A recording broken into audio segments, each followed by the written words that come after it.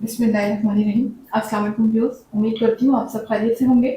आपको अपने चैनल बेसिना में वेलकम करती हूँ। तो क्लास हम लोग का class 10 maths in text book board chapter number 20 theory of quadratic equation continue है, जिसकी आज हम एक्सरसाइज 20.7 का क्वेश्चन नंबर 3 स्टार्ट करने जा रहे हैं। इससे पहले question number 1 and question number 2 complete करवा चुके हो। जिन लोगों ने कंप्लीट अभी तक नहीं किया वो मेरे चैनल की प्लेलिस्ट से कंप्लीट कर सकते हैं।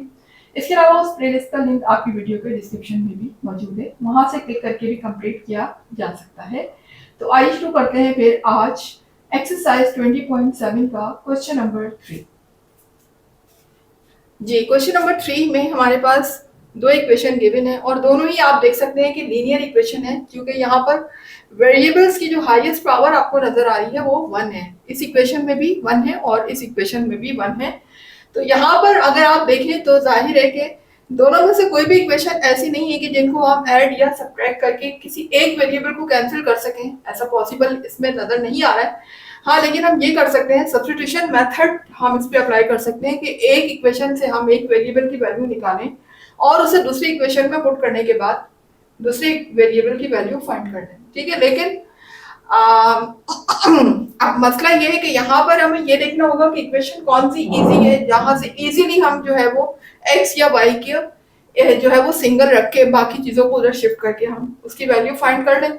तो क्लास अगर हम इस वाले इक्वेशन को गौर से देखें तो यहाँ पर देखें एक्स और वाई अपॉन में लिखे हुए, तो जाहिर है कि इसको सॉल्व करना थोड़ा सा डिफिकल्ट होगा। पहले हम एक्स और वाई का एलसीएम लें और फिर उसके बाद कहीं जाकर वाई की वैल्यू या एक्स की वैल्यू लिख लेगी। यहाँ से अलबत्ता एक्स या वाई की वैल्यू को निकालना इजी होगा, यानी हम किसी भी एक वेरिएबल को यहाँ पर सिंगल कर सकते हैं, चाहे तो हम एक्स को कर लें चाहे तो हम वाई को कर लें, क्योंकि यहाँ एलसीएम हमें नहीं लेना पड़ेगा। ठीक है, तो हम कंसीडर इक्वेशन 2 कर लेते हैं। पहले इक्वेशन 2 से हम एक्स की या वाई की वैल्यू फाइंड कर लेते हैं, यानी वाई को या एक्स को हम सिंगल कर लेते हैं। तो लिखिएगा कंसीडर इक्वेशन 2। इक्वेशन 2 क्या है मेरे पास, 4x plus 3y is equal to 25।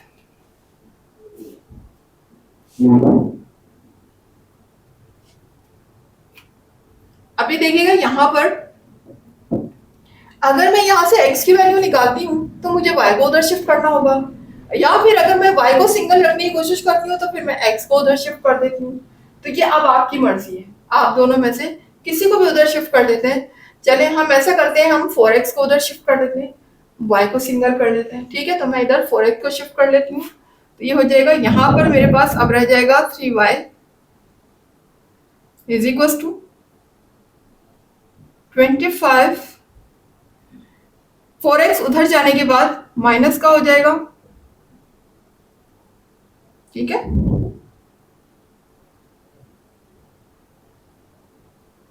अब देखिएगा यहाँ पर अब चूंकि मुझे y को सिंगल करना है तो y से यहाँ पर क्या हो रहा है, 3 मल्टीप्लाई हो रहा है, इधर जाने के बाद डिवाइड हो जाएगा। डिवाइड इस पूरी टर्म से होगा ना। ठीक है, तो पूरी टर्म से हम किसको डिवाइड कर देते हैं, 3 को।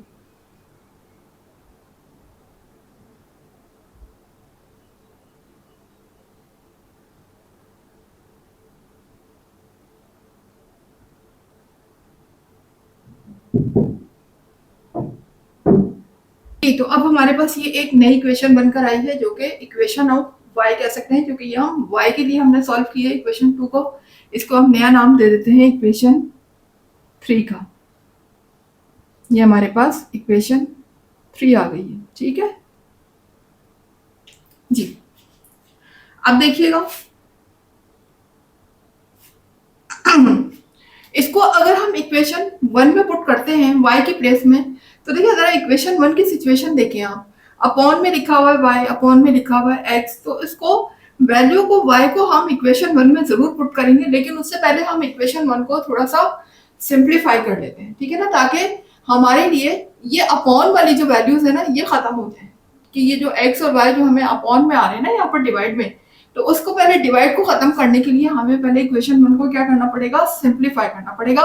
तो हम इक्वेशन 1 को सिंप्लीफाई कर लेते हैं। ठीक है, तो लिखिएगा simplify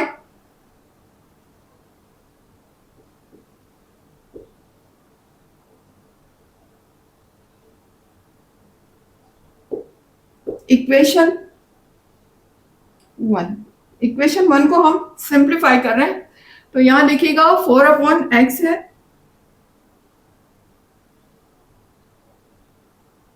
plus 3/y is equal to 2। अब इसको सिंप्लीफाई कैसे किया जा सकता है क्लास के, अगर मैं यहाँ पर एलसीएम ले लूँ x और y का, ले लेते हैं हम। जाहिर है कि डिनोमिनेटर में हमारे पास दो ही लिखे हैं, एक x और एक y, तो एलसीएम मेरा x और y आ जाएगा।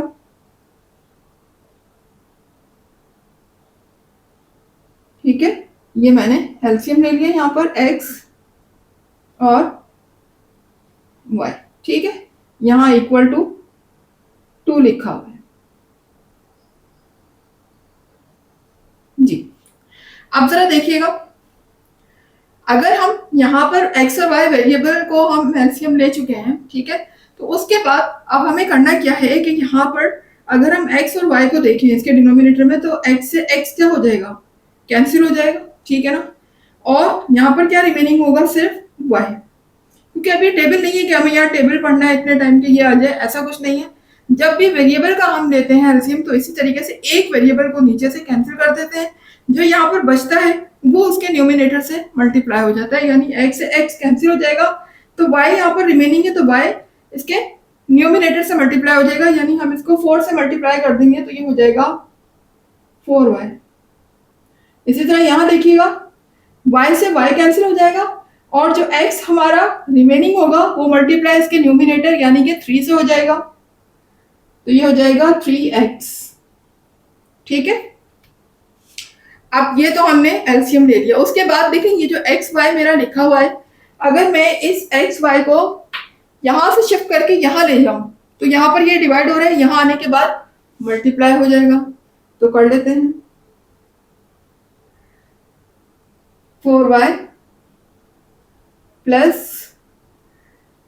3x इज इक्वल टू, अब जब ये एक्स वाई को मैं उधर लेके गई तो ये 2 से क्या हो गया, मल्टीप्लाई हो गया। ठीक है, 2 से क्या हो गया, ये मल्टीप्लाई। तो क्लास अब आप देख सकते हैं यहाँ पर जो हमारे पास डिवाइड में जो पोजीशन बन रही थी इक्वेशन 1 में एक्स और वाई, वो हमने यहाँ से खत्म कर दी है, यानी हमने डिवाइड से इस सारी फॉर्म जो है वो सिंगल फॉर्म में लेकर आ गए, डिवीजन जो है वो हमने खत्म कर दिया। कोई भी ऐसा एलिमेंट या कोई वेरिएबल हमारे डिनोमिनेटर में नहीं लिखा हुआ, यानी अब इक्वेशन जो है सिंप्लीफाइड फॉर्म में आ चुकी है। अब इसको एक नया नाम दे देते हैं इक्वेशन, देखिए 1 कह चुके हैं, 2 कह चुके हैं, 3 कह चुके हैं, इक्वेशन 4 कह देते हैं इसको, दिस इज इक्वेशन 4। ठीक है, अब इस इक्वेशन 4 में अगर मैं ये वाली वैल्यू y की वैल्यू को पुट कर दूं तो मुझे x मिल सकता है, बिल्कुल मिल सकता है। तो चलें फिर हम इक्वेशन 3 को पुट कर देते हैं इक्वेशन 4 में जी। तो क्लास अब हम इक्वेशन 3 को इक्वेशन 4 में पुट करने जा रहे हैं, यानी जहां जहां हमारा y है वहां पर हम ये जो y की वैल्यू यहाँ पर हमने निकाली हुई x की फॉर्म में, इसको पुट कर देते हैं। तो लिख लीजिएगा पुट इक्वेशन 3 इन इक्वेशन 4। ठीक है, इक्वेशन 3 को इक्वेशन 4 में रखने जा रही हूं मैं। तो इक्वेशन 4 मेरे पास है 4, और जहां पर y है उसकी प्लेस में अब हम y नहीं लिखेंगे, y की प्लेस में क्या लिखेंगे, 25 माइनस 4x अपॉन 3। तो ब्रैकेट लगा लीजिएगा, यहां पर लिखिएगा 25 minus 4x upon 3, bracket close. ये देखें y की प्लेस में मैंने पूरी जो मैंने y के लिए जो निकाली थी, y के लिए सॉल्व किया था इक्वेशन, y की प्लेस में मैंने ये पूरा रख दिया 25 माइनस 4x अपॉन 3। उसके बाद आगे लिखा हुआ है इसमें प्लस 3x,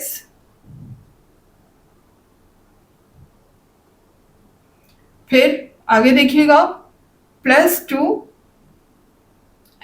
आगे देखें फिर y आ गया, तो y की प्लेस में हम अगेन दोबारा यही वैल्यू पुट कर देंगे,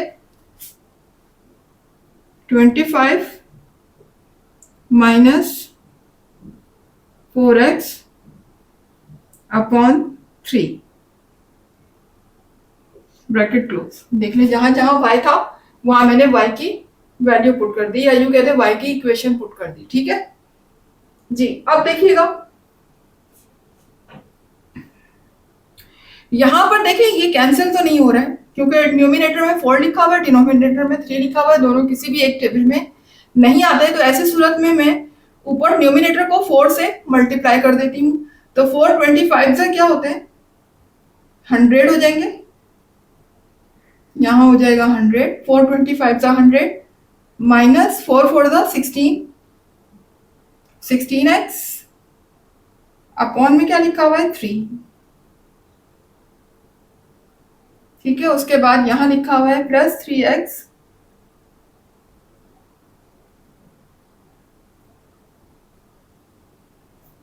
आगे देखिएगा। इसी तरह यहां से भी ये कैंसिल नहीं हो सकते, है ना। 2 और 3 किसी एक टेबल में नहीं आता है, तो इस सूरत में हम इनको मल्टीप्लाई करवा देते हैं।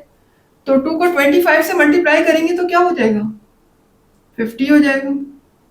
ये हो जाएगा 50x, साथ में x भी लिखा हुआ है, प्लस माइनस माइनस 2 4 सा 8 और x से मल्टीप्लाई होगा तो एक्स स्क्वायर और अपॉन में क्या लिखा हुआ है 3। इस तरीके से सॉल्व कर लिया हमने जी। अब देखिएगा यहां पर हमें क्या करना है। अगर मैं ये करूं यहां पर कि ये जो एलसीएम लेना है, क्योंकि यहाँ पर ये प्लस है, ठीक है, यहाँ पर ये फ्रैक्शन में लिखा हुआ है। अब इनको देखें प्लस को, और जब भी कभी फ्रैक्शन की बात आ जाए, प्लस आ जाए और फ्रैक्शन में कोई वैल्यू लिखी हो, तो फिर उसका मसले का हल सिर्फ और सिर्फ ये है कि उसका एलसीएम ले लिया जाए। तो यहाँ हम 3 एलसीएम ले लेते हैं।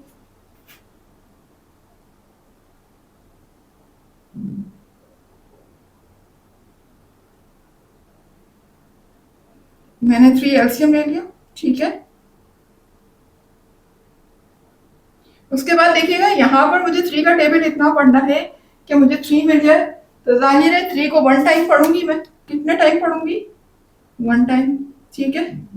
अब अगर मैंने 3 को 1 टाइम पढ़ा तो इसके न्यूमिनेटर में ये पूरी वैल्यू लिखी हुई है ना, तो ये पूरी वैल्यू भी किससे मल्टीप्लाई होगी 1 टाइम।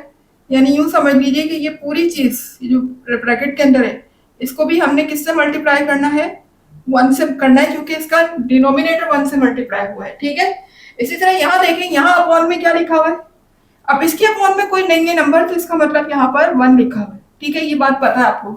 अब 1 के टेबल को इतना पढ़ना है मुझे कि 3 मिल जाए, तो 1 को कितने टाइम पढ़ूंगी मैं 3 टाइम पढ़ूंगी कि मुझे 3 मिल जाएगा। इसी तरह से इसके न्यूमिनेटर को भी मुझे कितने टाइम पढ़ना होगा 3 टाइम पढ़ना होगा, ठीक है। ये मेरा एलसीएम लेने का तरीका है, देख सकते हैं आप। उसके बाद देखिएगा अब जब हम इस पूरी ब्रैकेट को 1 से मल्टीप्लाई करेंगे तो जाहिर है सेम यही रहेगी कि 1 से मल्टीप्लाई करने के बाद कोई फर्क नहीं पड़ता। तो अगेन हम इसी को कॉपी कर देंगे 100 माइनस 16x, ठीक है। और यहां देखिएगा ये 3x को मुझे किससे मल्टीप्लाई करवाना है 3 से, तो 3 3 सा 9 हो जाएगा, साथ में लगा हुआ है x, ठीक है। इसको हम कर देते हैं copy 50x minus 8x square upon 3, ठीक है। अब देखिएगा यहां पर हम क्या कर सकते हैं, प्लस अगर ये 3 यहां डिवाइड हो रहा है तो यहां आने के बाद क्या हो जाएगा मल्टीप्लाई हो जाएगा, है ना। ये जो 3 इधर डिवाइड हो रहा है, अगर मैं इसको इधर ले आऊं तो ये मल्टीप्लाई हो जाएगा। तो ले आते हैं हम, ये 3 जब यहां आएगा तो इस पूरी चीज से क्या हो गया मल्टीप्लाई हो गया। तो मल्टीप्लाई हो गया तो मैं यहाँ पर ब्रैकेट लगा देती हूँ, ये हो जाएगा 100 माइनस 16x प्लस 9x, ठीक है, upon 3 bracket close. 50x minus 8x square. ठीक है, अब जरा देखिएगा यहाँ पर 3 से 3 क्या हो जाएगा, कैंसिल हो गया। यहाँ पर क्या बच जाएगा, 100 minus 16x plus 9x is equals to 50x minus 8x square. जी तो क्लास अब हम ये कर लेते हैं कि जो वैल्यू हमारी राइट पे लिखी हुई है इसको हम शिफ्ट कर लेते हैं लेफ्ट पर। जी तो जब इधर शिफ्ट होंगे तो हम 8 जब इधर आएगा तो ये प्लस का हो जाएगा। पहले हम स्क्वायर की फॉर्म लिख लेते हैं, ठीक है, 8x स्क्वायर। उसके बाद यहाँ पर लिखा हुआ है माइनस 16x प्लस 9x, ठीक है। और उसके बाद ये 50x जब इधर शिफ्ट होगा तो ये माइनस का हो जाएगा, माइनस 50x, ठीक है। इसके अलावा यहाँ पर 100 लिखा हुआ है नंबर, जो कि हम यहाँ लास्ट में लिख देते हैं, और इज इक्वल टू के इस तरफ क्या रह जाएगा, 0। जी अब देखिएगा यहाँ पर ये भी x है, ये भी x है, ये भी x है, ठीक है। अब साइन के हिसाब से हम इनको सॉल्व कर लेते हैं। तो देखिए इन दोनों के साथ तो माइनस साइन है और इसके साथ प्लस साइन है, तो देखिए माइनस माइनस पहले तो प्लस कर लेते हैं हम। माइनस माइनस क्या होता है, प्लस, यानी 50 में अगर मैं 16 को प्लस करती हूँ तो ये हो जाता है 66, ठीक है। 50 में जब मैं 16 को प्लस करती हूँ तो ये हो जाएगा 66। साइन माइनस का ही रहेगा, प्लस जरूर होंगे लेकिन साइन मेरा किसका रहेगा, माइनस का। ये हो जाएगा 66x plus 9x plus 100 is equal to 0। 66 minus का है, 9 प्लस का है। 66 में से जब मैं 9 को माइनस करूंगी, चूंकि डिफरेंट साइन है, यहाँ पर मुझे क्या करना है, सब्ट्रैक्ट करना है, तो 66 माइनस 9 मेरा हो जाएगा 57। मेरे पास रिमेनिंग होगा 57x plus 100 is equal to 0। जी अब यहाँ पर देखिए मेरे पास 3 टर्म्स आ चुकी हैं। अब हम यहाँ पर क्या करेंगे, मिडिल टर्म ब्रेक करेंगे। फर्स्ट टर्म एक्स स्क्वायर है, फिर एक्स और फिर कांस्टेंट है। आपको पता है कि जब इस तरह की सिचुएशन होती है तो हम मिडिल टर्म ब्रेक करते हैं। तो क्लास मिडिल टर्म ब्रेक करने से पहले देख लिया करें क्या इसमें कुछ कॉमन आ रहा है। अगर कॉमन आ रहा हो तो पहले कॉमन ले लिया करें। तीनों में से कोई भी नंबर ऐसा नहीं है जो कि किसी एक टेबल में आ रहे हों, तो लिहाजा कॉमन तो नहीं आएगा। तो हम मिडिल टर्म ब्रेक कर लेते हैं। मिडिल टर्म ब्रेक के लिए हमें करना क्या होगा, पहले तो हम मल्टीप्लाई कर लेते हैं 100 को 8 से, तो ये 800 हो जाएगा, ठीक है। 100 को जब हम 8 से मल्टीप्लाई करेंगे तो ये 800 हो जाएगा। अब मुझे 800 को इस तरीके से ब्रेक करना है कि मुझे 2 नंबर लेकर आने हैं जो कि मल्टीप्लाई होने पर 800 आए और प्लस करने पर मुझे 57 मिल जाए। तो देख लेते हैं ऐसे कौन से 2 नंबर हैं जिनको ब्रेक किया जा सकता है। ये हम एलसीएम के थ्रू निकालेंगे, ठीक है। 800 का एलसीएम ले लेते हैं हम। 2 से करेंगे इसको, 2 4 ज़ा 8 0 0, 2 2 ज़ा 4 0 0, 2 1 ज़ा 2। उसके बाद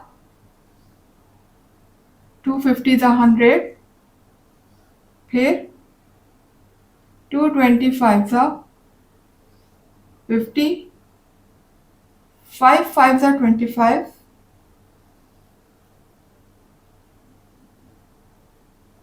और 5 1 ज़ा 5, ठीक है। ये इस तरीके से देख सकते हैं एलसीएम आ चुका है। अब मुझे यहाँ पर 2 नंबरों को ब्रेक करना है इस तरीके से कि मुझे 57 मिल जाए। तो अब यहाँ पर देखें ये हमें 57 यहीं से निकालना है। अगर मैं एक नंबर 25 ले लूँ, ठीक है, और दूसरा नंबर 2 2 ज़ा 4 4 2 ज़ा 8 8 2 ज़ा 16 और 16 2 ज़ा 32, एक नंबर अगर मैं 32 ले लूँ, ये देख लें, इन सबको मल्टीप्लाई करने पर मुझे मिल रहा है 32 और इन दोनों को मल्टीप्लाई करने पर मुझे मिल रहा है 25। तो देखिए यहाँ पर एक नंबर मुझे मिल गया 32, यानी 2 2 ज़ा 4 4 2 ज़ा 8 8 2 ज़ा 16 16 2 ज़ा 32, एक नंबर 32, और अगर मैं इन दोनों को मल्टीप्लाई करती हूँ तो 5 5 25, तो दो नंबर मेरे पास आ गए 32 25। अगर मैं इन दो नंबर को प्लस करती हूँ, क्योंकि मुझे यहाँ पर क्या करना है, प्लस करना है, ये साइन क्या इंडिकेट कर रहा है कि वो दो नंबर जो हम ब्रेक करने जा रहे हैं मिडिल टर्म में वो लाजमी प्लस ही करने हैं, माइनस नहीं करने, ठीक है। तो 32 और 25 को जब हम प्लस करेंगे तो देखिएगा 2 + 5 7, और यहाँ पर 3 + 2 5, ये 57 ही आएगा, ठीक है। तो कर लेते हैं फिर ब्रेक। 8x² माइनस 32, और साथ में x लगा हुआ है मिडिल टर्म में, तो हम भी x लगा देंगे। और आपको पता है कि चूंकि यहाँ पर हम प्लस करने जा रहे हैं क्लास, तो दोनों के साथ माइनस साइन ही लगाएंगे हम, 32 के साथ भी और 25 के साथ भी। फिर यहाँ पर लिखा हुआ है 100 = 0। जी, यहाँ से अब हम दो दो करके कॉमन ले लेते हैं, ठीक है। तो यहाँ देखिएगा, एक तो 8 कॉमन आ जाएगा, दूसरा x कॉमन आ जाएगा, क्योंकि 8 के टेबल में 8 भी आता है और 32 भी आता है। यहाँ से देखिए 8 तो बाहर आ चुका है, ये दोबारा नहीं आएगा, और x² में से एक x हम कॉमन ले चुके हैं, तो 1x इज रिमेनिंग। यहाँ हो जाएगा 8 4 32, और x चूंकि बाहर आ चुका है वो दोबारा नहीं आएगा। यहाँ से देखिए क्या कॉमन आ सकता है, 25 हम कॉमन ले सकते हैं, क्योंकि 25 के टेबल में 25 और 100 दोनों आते हैं, तो यहाँ से 25 कॉमन आ जाएगा। रिमेनिंग मेरे पास क्या होगा, x और माइनस प्लस माइनस, 25 के टेबल को इतना पढ़ना है कि 100 आ जाए, तो 25 को 4 टाइम अगर हम मल्टीप्लाई करते हैं तो हमें क्या मिल जाता है, 100 = 0। जी, तो क्लास चूंकि देख लीजिए हमारे फैक्टर्स जो हमने मिडिल टर्म ब्रेक किए थे वो बिल्कुल राइट थे, लिहाजा ये हमारी ये दोनों ब्रैकेट क्या आ रही, सेम आ रही है। ये चीज आपको शुरू से बताती आ रही हूँ कि अगर आपने मिडिल टर्म ब्रेक सही की होगी तो ये दोनों ब्रैकेट आपकी हमेशा ऑलवेज ये हमेशा सेम आएंगी, ठीक है। और अगर ये सेम नहीं आती, इसकी मतलब है कि आपने मिडिल टर्म ब्रेक में कोई ना कोई मिस्टेक की है। तो अब देखिए x - 4 ब्रैकेट सेम है, तो यहाँ पर हम कॉमन ले लेते हैं, x - 4। रिमेनिंग मेरे पास क्या होगा, यहां से बचेगा 8x, और यहां से भी चूंकि x - 4 बाहर आ चुका है, तो अब यहाँ पर क्या रह गया, -25 = 0। जी, तो क्लास अब आप देख सकते हैं कि दोनों ब्रैकेट आपस में मल्टीप्लाई हो रही हैं और दोनों ही 0 के इक्वल हैं, तो हम 1 बाय 1 दोनों को 0 के इक्वल लिख लेते हैं। दोनों ब्रैकेट को 0 के इक्वल लिखेंगे तो देखिए x - 4 भी 0 के इक्वल हो जाएगा, और 8x - 25 भी 0 के इक्वल हो गया। यहां से एक x की वैल्यू ले लेते हैं हम, तो x की वैल्यू क्या आएगी, यहाँ पर x 4 माइनस का है, वहां शिफ्ट होने के बाद ये प्लस का हो जाएगा, तो यहाँ पर x की वैल्यू मेरी क्या आ चुकी है, 4। और यहां से अगर हम x की वैल्यू को फाइंड करते हैं तो देखिएगा क्या होगा, 8x, ये 25 इधर माइनस, उधर शिफ्ट होने के बाद प्लस हो जाएगा। यहां पर अगर मैं x की वैल्यू निकालती हूँ तो 8 इधर मल्टीप्लाई हो रहा है, इधर आने के बाद क्या हो जाएगा, 25 से डिवाइड हो जाएगा, तो यहाँ मेरी x की वैल्यू क्या आ गई, 25/8। तो क्लास आप देख सकते हैं यहाँ पर x की मेरे पास दो वैल्यूज आ चुकी हैं। अब इन दोनों वैल्यूज को अगर मैं इक्वेशन 3 में पुट करती हूँ, क्योंकि ये तो अभी x की वैल्यू आई है ना, y की वैल्यू तो अभी बाकी है, तो y की वैल्यू भी तो हमें फाइंड करनी है। तो देखिए अब यहाँ पर मैं ये जो x की वैल्यू आई है, मेरे पास इक्वेशन बेशक 3 है, यहाँ पर ये भी है, ये भी है, और ये वो इक्वेशन है जो हमने खुद से फाइंड की थी, खुद से निकाली थी, y को सिंगल किया था। लेकिन सबसे इजी इक्वेशन वही होती है जो हम खुद बनाते हैं। यहाँ पर आप देख सकते हैं, क्योंकि यहाँ पर ऑलरेडी y सिंगल है, कुछ भी करने की जरूरत नहीं है, जस्ट हमें x की वैल्यू को पुट करनी है और हमें y की वैल्यू को फाइंड करनी है। तो सबसे इजी इक्वेशन ये है। तो इन दोनों x की वैल्यूज को हम पुट कर देते हैं इक्वेशन 3 में, तो कर देते हैं। फिर यहाँ लिखिएगा put the values of x in equation 3। ठीक है, दोनों वैल्यूज को मैं इक्वेशन 3 में रखने जा रही हूं। तो देखिएगा इक्वेशन 3 मेरे पास यहाँ पर क्या है, y is equals two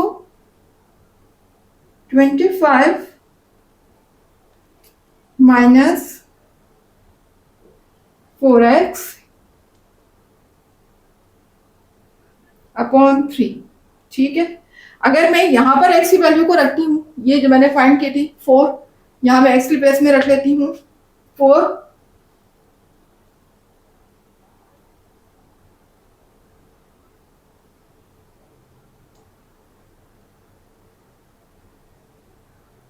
upon 3। ठीक है, इसी तरह इक्वेशन 3 में मैं दूसरी x की वैल्यू पुट कर देती हूँ, तो इक्वेशन 3 को यहाँ कॉपी कर लेते हैं। क्या है, y is equal to 25 minus 4x upon 3। ठीक है, अब अगर मैं यहाँ x की वैल्यू को पुट करती हूँ तो देखिए क्या होगा,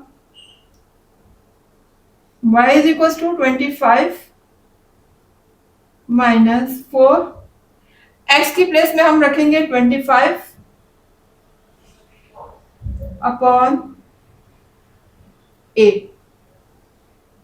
ये मैंने x की प्लेस में यहाँ पर रख दिया 25 अपॉन 8। अच्छा, अब क्लास जरा ये देखिएगा, न्यूमिनेटर में ऑलरेडी मेरा फ्रैक्शन आ चुका है, जबकि डिनोमिनेटर की में भी फ्रैक्शन लिखा हुआ है। ठीक है ना, यहाँ पर अब एक तरह से दो डिवाइड आ गए, एक तो ये ऊपर भी आ रहा है फ्रैक्शन और फिर नीचे एक और फ्रैक्शन, तो इसको सॉल्व करना काफी डिफिकल्ट हो जाता है, कॉम्प्लिकेशन क्रिएट होती है, आप भी कंफ्यूज होते हैं कि हम किस तरीके से इसको सॉल्व करें। तो इसका फिर बेहतरीन हल ये होता है क्लास कि ये तो हमने वैल्यू पुट कर दी x की। ठीक है, अब ये वाला जो डिनोमिनेटर लिखा हुआ है ना मेरे पास, नेक्स्ट अपॉन में 3 है, तो इस डिवाइड की लाइन को हम, डिवाइड की लाइन नहीं बल्कि हम क्या यूज करेंगे, डिवाइड का साइन यूज करेंगे यहाँ पर, यानी कि मैं इस तरह लिख सकती हूँ ना, डिवाइडेड बाय 3, बजाय इसके कि मैं यहाँ नीचे लिखूं और फिर ऊपर भी फ्रैक्शन नीचे भी फ्रैक्शन, तो वो आपके लिए सॉल्व करना मुश्किल हो जाएगा। तो बेहतर है कि इसको हम डिवाइड की लाइन के बजाय यहाँ पर डिवाइड का साइन यूज कर लेते हैं। ठीक है जी क्लास, आप देखें यहाँ पर हम इसको फर्दर सिंप्लीफाई कर लेते हैं।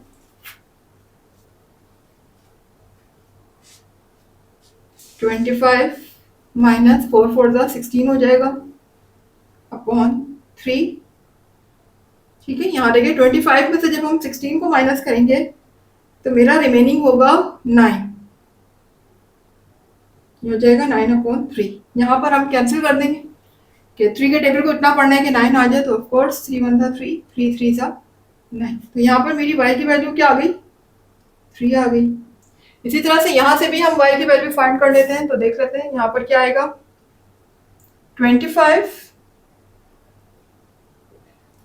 माइनस, यहाँ पर देखिए ये कैंसिल हो सकते हैं, 4 के टेबल में 8 आता है, तो 4 1 4, 4 2 8। ठीक है, तो यहाँ पर मेरा क्या रह जाएगा, 25 अपॉन 2, 25 अपॉन 2 रह गया। ठीक है, तो क्लास अब आप देख सकते हैं आगे क्या लिखा हुआ है, डिवाइडेड बाय 3 लिखा हुआ है, तो इसको हम ऐसे ही लिखकर रहने देंगे। यहाँ पर हम ब्रैकेट लगा देते हैं, इसको हम बाद में सॉल्व करेंगे। ठीक है, पहले हम इसको सिंप्लीफाई कर लेते हैं, उसके बाद हम डिवाइड की तरफ आएंगे। तो क्लास देखिएगा यहाँ पर ये होल में है जबकि ये फ्रैक्शन में है, बीच में लगा हुआ है माइनस का साइन। तो अब इसको सिंप्लीफाई करने का एक ही मेथड है और वो है एलसीएम। तो हम यहाँ पर एलसीएम ले लेते हैं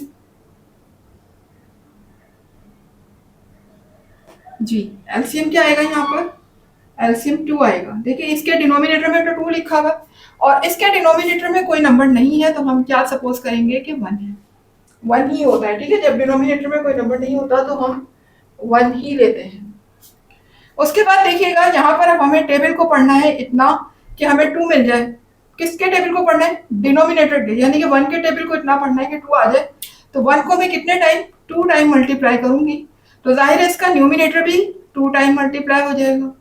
इसी तरह से अब 2 का टेबल इतना पढ़ना है, मुझे इतना रीड करना है कि मुझे 2 मिल जाए, तो 2 को 1 टाइम और इसके न्यूमिनेटर को भी मैं 1 टाइम मल्टीप्लाई कर दूंगी। ठीक है, तो दोनों 1 1 टाइम जब मल्टीप्लाई होंगे तो देखिए क्या आएगा, 25 को 2 से मल्टीप्लाई करने पर मुझे मिलेगा 50 ठीक है, 25 को 1 से मल्टीप्लाई करने पर मुझे मिलेगा 25, ब्रैकेट क्लोज, डिवाइडेड बाय 3।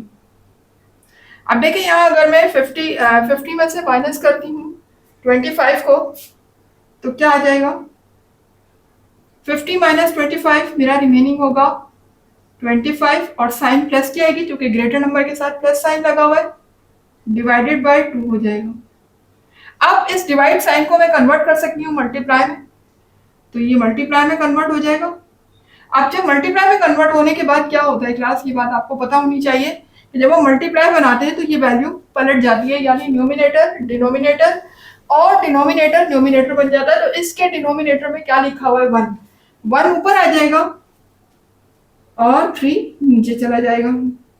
अगर इसमें कुछ कैंसिल हो रहा है तो हम कर देते, कैंसिल तो नहीं हो रहा, तो फिर उस सूरत में न्यूमिनेटर को न्यूमिनेटर से और डिनोमिनेटर को डिनोमिनेटर से मल्टीप्लाई कर देते हैं।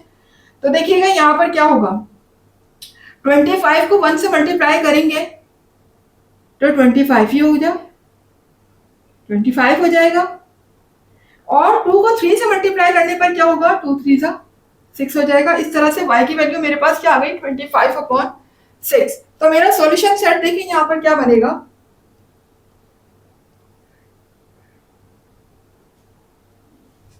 जी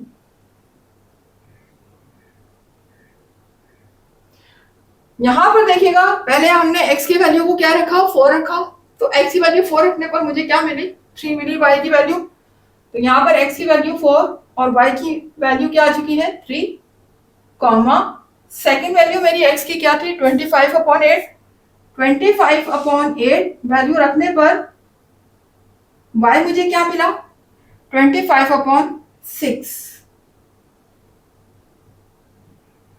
ठीक है, इस तरह से ही मेरे पास x और y की दो वैल्यू यहाँ पर आ चुकी हैं। ये मेरा हो चुका है सॉल्यूशन सेट और यही मेरा आंसर होगा। तो क्लास यहाँ पर मेरा क्वेश्चन नंबर 3 हुआ कंप्लीट। उम्मीद है कि आपको समझ आया होगा, कॉन्सेप्ट भी इंशाल्लाह क्लियर हुए होंगे। तो क्लास अगर आपको वीडियो पसंद आज भी कॉन्सेप्ट क्लियर हो रहे हैं और कुछ सीख रहे हैं आप मेरी वीडियो से, तो फिर मेरी वीडियो को लाइक कीजिए, चैनल को सब्सक्राइब करके बेल आइकन को जरूर हिट कीजिएगा ताकि हर नई आने वाली वीडियो को नोटिफिकेशन आपको टाइम पर मिलता रहे। इसके अलावा जितना ज्यादा हो सके वीडियोस को शेयर किया करें। इंशाल्लाह मिलते हैं इसके नेक्स्ट क्वेश्चन के साथ, जब तक के लिए अल्लाह हाफिज।